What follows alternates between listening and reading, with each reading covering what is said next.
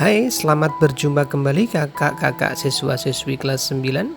Pada kesempatan kali ini, kita akan membahas tentang seni budaya bab 2 membuat patung. Kompetensi dasar yang kita gunakan 3.1 memahami prosedur berkarya seni patung dengan berbagai bahan dan teknik. Dan 4.1 membuat karya seni patung dengan berbagai bahan dan teknik.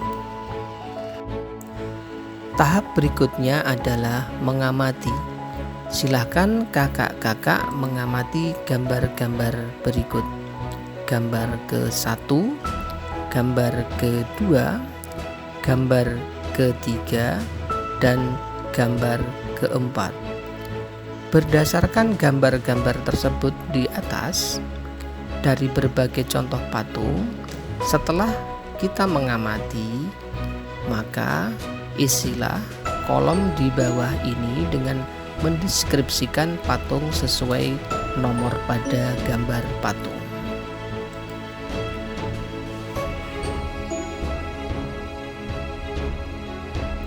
Berdasarkan hasil pengamatanmu, buatlah simpulan sementara. Seni patung adalah bahan apa saja yang dapat digunakan untuk membuat patung, teknik dalam membuat patung, dan fungsi seni patung. Tahap selanjutnya yakni menanya. Apa yang ingin kamu ketahui tentang seni patung? Buatlah sejumlah pertanyaan. Seni patung termasuk karya seni murni yang berbentuk 3 dimensi karena memiliki volume atau memiliki ruang dan tidak terikat oleh latar belakang, sehingga patung dapat dinikmati dari berbagai arah. Patung juga disebut sebagai seni bentuk karena pada umumnya patung merupakan tiruan bentuk manusia dan hewan. Namun dalam perkembangannya tidak hanya bentuk manusia ataupun bentuk hewan saja yang dibuat patung, tetapi bentuk apapun yang dapat dipatungkan. Seni patung Indonesia. Patung termasuk karya seni yang sudah lama berkembang di Indonesia, yaitu dimulai sejak zaman primitif sampai zaman modern sekarang. Dilihat dari periode perkembangannya, seni patung di Indonesia dikelompokkan menjadi 3, yaitu patung primitif. Seni patung primitif berkembang pada zaman prasejarah, yaitu pada waktu tingkat kehidupan manusia masih sangat sederhana dan belum mengenal tulisan. Patung bagi masyarakat prasejarah adalah perwujudan para arwah leluhur yang dipercaya menjaga mereka yang masih hidup dan memberi keberkahan. Patung primitif di Indonesia tersebar di beberapa wilayah seperti di Palembang, Lampung, Bengkulu, Jawa Barat, Jawa Tengah, Jawa Timur, Sulawesi Tengah, dan Papua. Contoh yang paling terkenal di Indonesia adalah Kabupaten Poso, Sulawesi Tengah, yaitu patung Tadulako.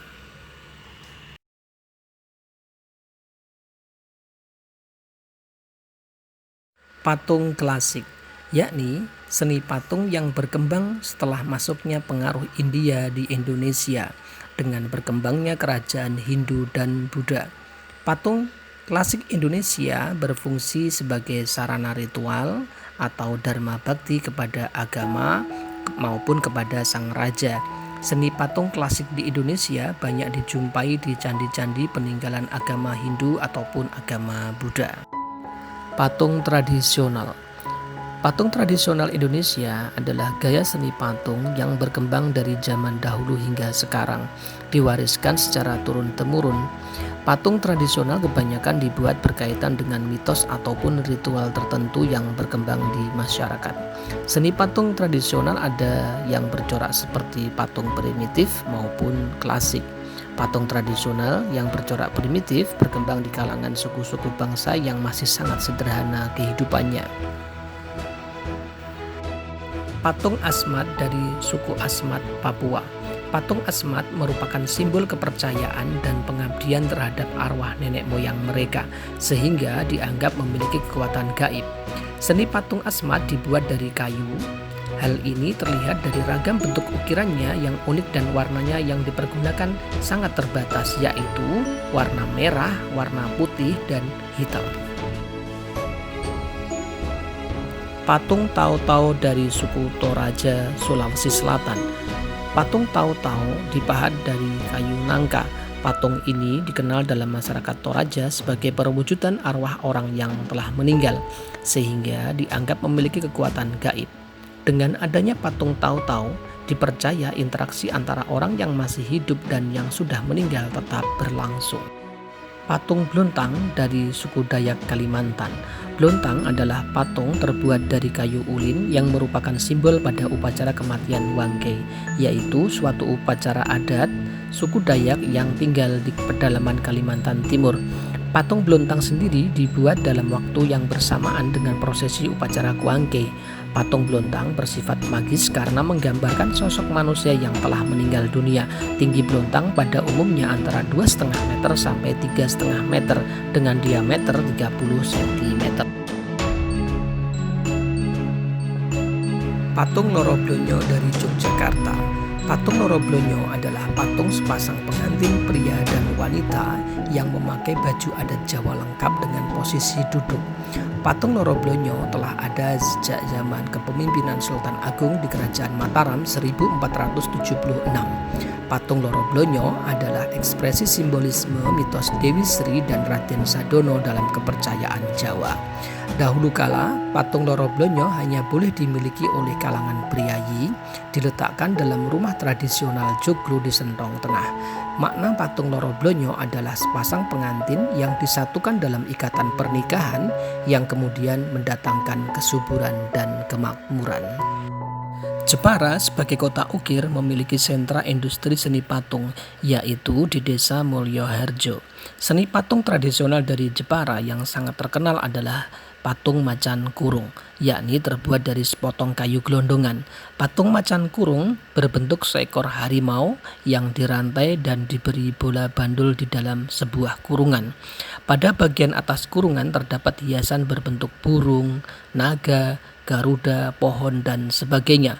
Keunikan patung macan kurung terutama pada proses pembuatannya, yakni dibuat dalam satu kayu bukan rakitan, tanpa membelah kayu, tanpa tambahan kayu dari luar. Seni patung modern. Patung modern Indonesia berkembang dengan beragam gaya. Sebagaimana dalam seni lukis modern, patung modern mengutamakan pada kebebasan seniman untuk berekspresi, berkreasi, dan melakukan pembaharuan. Gaya dalam seni patung modern sangat bebas dan tidak terbatas. Objeknya dapat berbentuk figuratif maupun non-figuratif, dengan fungsi yang sangat beragam tergantung kebutuhan. Patung modern dibuat dengan berbagai material bahan seperti kayu, batu, logam, tanah liat, fiber, dan sebagainya. Beberapa tokoh seni patung modern Indonesia antara lain Gregorius Sidarta, Edi Sunarso, Inyoman Nuwarta, dan Dolorosa Sinaga. Fungsi seni patung dibagi menjadi 4, yakni 1. Fungsi personal. Secara personal, seni patung dibuat untuk tujuan mengekspresikan perasaan atau sebagai ungkapan pribadi pembuatnya. Dalam hal ini, orang membuat patung dengan tujuan untuk menghasilkan karya yang disukai oleh dirinya sendiri ataupun oleh orang lain. Fungsi ritual. Patung untuk keperluan ritual seringkali disebut arca, yaitu patung yang digunakan sebagai media pemujaan terhadap arwah leluhur atau para dewa. Patung yang kebanyakan digunakan untuk fungsi ritual contohnya adalah patung primitif, klasik, dan tradisional. Yang ketiga, fungsi sosial. Fungsi sosial seni patung artinya patung dibuat untuk tujuan kemasyarakatan. Contohnya adalah patung diorama, adalah patung yang disusun sebagai bagian dari miniatur yang menggambarkan sebuah peristiwa tertentu. Diorama banyak terdapat di museum-museum, contohnya diorama kehidupan manusia purba di Museum Sangiran, perjuangan kemerdekaan di Monumen Jogja Kembali, diorama perjuangan kemerdekaan di Monas, dan sebagainya. Yang kedua, patung monumen, yaitu patung dibuat untuk mengenang peristiwa penting atau mengenang seseorang yang berjasa. Contohnya patung 7 pahlawan revolusi di Lubang Buaya, patung proklamator Soekarno-Hatta, dan lain-lain.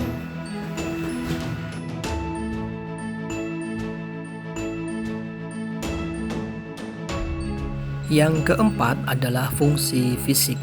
Hanya ada satu fungsi fisik dari seni patung, yaitu patung sebagai karya seni rupa murni.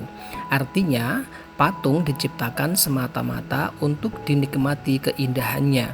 Fungsi fisik seni patung disebut juga fungsi dekorasi, yaitu patung dibuat sebagai elemen estetis untuk memperindah sebuah ruang tertutup atau indoor, atau juga di ruang terbuka atau outdoor. Sekian video kali ini. Kita akan bertemu kembali pada video selanjutnya yang kedua, masih bab 2 membuat patung, yakni membahas tentang jenis patung, media, teknik, dan prosedur membuat patung. Selamat belajar semua.